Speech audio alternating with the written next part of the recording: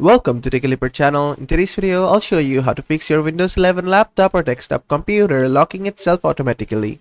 Now, at first, just go to your search bar and search for settings. Then from settings, just go to system and scroll down a bit and you'll find power. Just go inside power.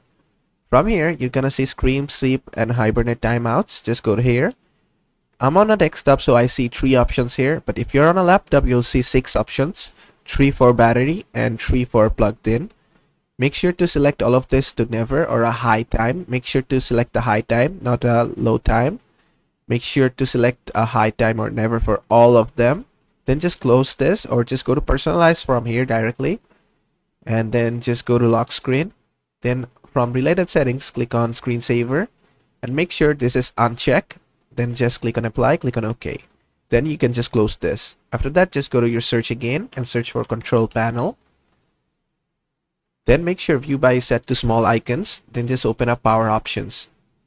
Then from here, just select your preferred plan. Just click on change plan settings. And from here, make sure turn off display set to never. Also put computer to sleep is selected never. Then just click on save changes. Then just close this. And that is how to fix Windows 11 laptop or desktop computers locking itself automatically. And I hope you liked this video. If you did, please drop a like and don't forget to subscribe.